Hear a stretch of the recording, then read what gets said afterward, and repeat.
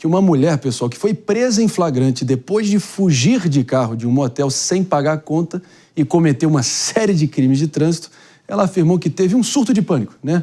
Meteu o atestado, meteu o doidão, isso tudo após beber, após usar remédios e achar que, enfim, estava imune a isso. Dani Vox, você acompanhou esse caso? Acompanhei esse caso. Olha lá. Olha lá.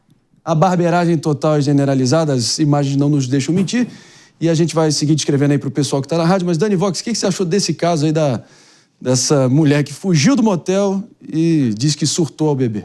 Olha, eu acredito que depois de laudos e declarações de outros profissionais da área, né, quem somos nós a discutir veracidade em relação a isso, né? O surto é algo possível? É. A crise de pânico é um transtorno, né, com base na ansiedade. Então, estímulos ansiógenos não faltam. Eu fico pensando que no motel também não. Né? Eu acho que ela deve ter ido pro motel nesse Jeep aí e entendeu errado o que era dar uma rapidinha e acabou dando uma rapidinha em tudo que vier pela frente. Complicado. E questões fisiológicas do próprio surto, da própria síndrome do pânico, gente. Existem questões aí, N, que possam ter gatilhado essa situação. Inclusive, né, questões assim endócrinas, gente. A adrenalina muito alta é um gatilho para crise de pânico. Mas é isso que a gente vem ouvindo cada vez mais, né, doutora Priscila? As pessoas estão malucas. Será que de fato que esses casos como essa insanidade que a gente está projetando aqui tão mais comuns, afinal? Vamos aqui com a bancada e com a Dani. Inclusive, né, se coloca ali que ela teria tomado alguma coisa, enfim, né? Não sei se é certo, se não é. Não sei se isso também possa ter, evidentemente, influenciado. Mas o jeito que ela sai, me parece mesmo que não é. Porque, assim, o que acontece? Muitas pessoas fazem, né? Saem do motel para deixar de pagar, que inclusive isso é crime, né? Lá no artigo 176 do Código Penal. As pessoas fazem isso. É até corriqueiro, diga-se de passagem. Mas não me pareceu ali, né? Evidentemente que ela não queria deixar de pagar. Me pareceu realmente, e claro, eu não sou psicóloga, não sou psiquiatra, não me parece ser uma conduta que uma pessoa que está dentro de uma normalidade vai sair correndo dentro de um cenário. Então, claro, dadas as considerações trazidas pelos médicos, pelos psicólogos, se aproxima muito, né, dessa questão dela ter tido algum pânico para poder sair, ter tido uma visão, ter se colocado numa situação como ela coloca, né, que estava com outras mulheres, talvez num cenário, mas pode também ter sido ameaçada, não sei, não se sabe, né? Ela que vai, não poderia também ter sido ameaçada e saído correndo e não meramente um surto? Não sei. O surto não se dá, né, de maneira calma. Estamos numa calmaria e de repente surtei. Então, assim, o gatilho pode ser muito subjetivo, porém, existem afirmações que ela faz que nos dá uma margem aí de possibilidades. Então, o uso abusivo de qualquer substância, lícita ou não, tá? O abuso pode ser um gatilho. As movimentações comportamentais que estavam acontecendo no local. Gente, a gente não vai para o motel para fazer reunião, né? Então, assim, a gente tem aí um estímulo forte e pode ter acontecido várias outras coisas dentro do cenário. Ô, Dani, a gente tá falando desde a abertura do programa, é um motorista de caminhão que pode ter surtado e acontece uma coisa dessa. A gente tá falando do carteiro, pode ter essa situação. A gente tá falando da mulher do motel e ontem tava se discutindo aqui no Morning, né, Marinho, sobre até o tráfico de tarjados, né, para fora do Brasil. Tarja preta. De tarja preta. Quer dizer, o que isso quer dizer do ponto de vista de doença psíquica, psicológica? O que isso quer dizer? As nossas preocupações, né, e aí eu me coloco dessa maneira, a gente fala muito sobre ganhos secundários. Essa é a minha preocupação, né? Volto a dizer, as pessoas estão passíveis a ficarem adoecidas, passíveis de se colocarem em situações difíceis ou inexplicáveis como essa, em cenários muito diversos. A minha maior preocupação é isso se tornar uma bandeira para impunidades, para situações onde a pessoa busque o ganho secundário, afirmando que está adoecida para se manter ilesa. A responsabilidade. Né? Da responsabilidade. Ô, Dani, exatamente. o que é um surto psicótico, tecnicamente falando? Tecnicamente, um surto psicótico ele pode acontecer com qualquer pessoa. É uma mudança abrupta de estado emocional. Isso pode se desencadear por qualquer coisa. Então, assim, nós estávamos cogitando a possibilidade do uso abusivo, você pode estar tomando água, o teu corpo, de uma maneira real, ele reage. E a crise de pânico? E a crise de pânico, em especial, existem persecutoriedades internas e medos, inclusive, da morte. Então você vê, ela sai em desespero, ali é nítido que ela está alterada, aí coloca a vida de outras pessoas numa situação, né? Inflige lei e pode sim ter a justificativa de ter sido ameaçada por um quadro até mesmo de sensação persecutória. Sensação. Então, a margem de erro aí é até onde a gente consegue mensurar, já que não é tangível. Agora, enfim, tem esse estereótipo, né?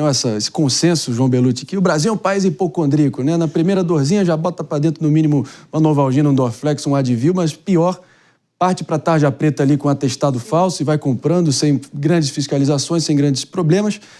Mas até nisso o subdesenvolvimento do Brasil acaba aparente, né? Porque isso foi um problema que explodiu nos Estados Unidos dos anos 90. Eles não enfrentaram isso corretamente, explodiu agora com a epidemia de fentanil, e fentanil é pior que crack. Então parece que o Brasil vai importando mal, tardia e porcamente as piores tendências americanas, né? Com certeza, Marinha. A gente observa os problemas acontecem lá nos Estados Unidos, passa 2, 3 anos, eles acontecem aqui bastante similar na política, né, em termos sociais. Atentado em escola mesmo. Sim, não, e é importante dizer, infelizmente, que sendo surto ou não, essa moça deve indenizar o local, o estabelecimento, deve ser condenada a indenizar, atrapalhou o ambiente negocial ali, certamente deve estar interditado hoje, ou seja, ela causou um prejuízo contínuo. Eu até queria perguntar, que é uma dúvida minha mesmo, como leigo, no sentido de que os surtos psicóticos, pelo menos os que tem notícia pra gente, normalmente é num ambiente que a pessoa tá no poder da situação, igual ela tá dentro do carro, que até o pessoal brincar, não tem surto psicótico dentro do quartel, né? A pessoa não tem um surto ali diante de pessoas armadas. Existe isso ou é só porque esses casos são os que chegam a gente, ou existe mesmo de fato uma questão da pessoa, o surto estar numa situação de poder, tipo dentro de um carro, eu tô com poder, quando eu tô com arma, eu tô diante de alguém desarmado, eu tô no poder, ou isso não existe? Acho que tua colocação cabe para a gente desmistificar que existem lugares específicos, porque o surto, de fato, o gatilho dele é subjetivo. Por isso que emana muito isso. É óbvio que quando tem um poder midiático, a gente acaba acessando. E, infelizmente, nós não temos dados de outros lugares onde isso acontece. Então, gente, o cenário pode ser plural, diverso, variáveis. O fato é que existe uma responsabilidade. Porque uma pessoa diagnosticada, por exemplo, um surto de pânico, tendenciosamente, ele é algo que é reincidente. Ele acontece em algum menor momento e ele vai tomando uma proporção. E essa pessoa ela precisa estar, inclusive, em tratamento. O uso e o manuseio farmacológico também precisa ser avaliado. Porque se eu tenho uma prescrição e não a faço da maneira correta, aí eu estou também dizendo que eu estou negligenciando, logo estou colocando outro em risco. Baita reflexão aqui da craque Dani Vox. Para quem está nos ouvindo apenas pela Rede Jovem Pan de Rádio Pânico, daqui a pouco o Morning Show vai ficando por aqui. Amanhã às 10, tamo junto de novo. Tchau! Concluindo então o raciocínio da Dani Vox, a gente segue aqui para a reta final. Mari quer comentar? Mari Cantarelli. Eu ia só provocar uma breve discussão aqui para a gente encerrar, que é o impacto, esse cruzamento aqui entre direito penal e quem tem problema psicológico, psiquiátrico. Porque isso tem efeito, tem mudança. E tem uma frase que a Pri pode até me falar exatamente qual que é o bordão, mas que é: a verdadeira prisão perpétua vai para aquele que é condenado e que está em situação de dependência, ou que fica numa clínica. Sim. E tal, e o cara nunca sai de lá, porque no fim do dia ele tem sempre esse problema psicológico. Só para explicar rapidamente com relação àquele que pratica crime, que o caso dela ali, ela causou um dano, mas no direito penal, rapidamente, se for considerado que ela não tinha a possibilidade de se colocar de acordo com o que ela fazia, né, o caráter ilícito do que ela faz, realmente ela é considerada para nós aqui no direito penal inimputável, né? Então a gente tem o inimputável que não sabe o que faz, né? E aquele que tem perturbação, hora ele sabe, hora ele não sabe. Esse a gente chama de semi-imputável, daí ele recebe ou tratamento, né, ali, ou ele fica numa clínica preso, entre aspas, apesar de inimputável, ele fica ali e não consegue sair. E claro, chamamento de atenção aí, de forma para concluir, gente, se você tem um diagnóstico e você tem prescrição, então assim, precisa entender até onde você pode ser abusivo e negligente. Assumir o risco. Né? Exatamente. O risco pessoal, porque o negligente não está preocupado com ele, certo? Menos ainda com o outro, né? Para que também a gente não volte a ter o estereótipo da loucura como algo assim, tudo é na conta da loucura, né, gente? Então, assim, louco é aquele, observe o que eu estou dizendo, louco é aquele que já depois de instruído, negocia com isso. Tem coisas que são inegociáveis, e o autocuidado é um deles.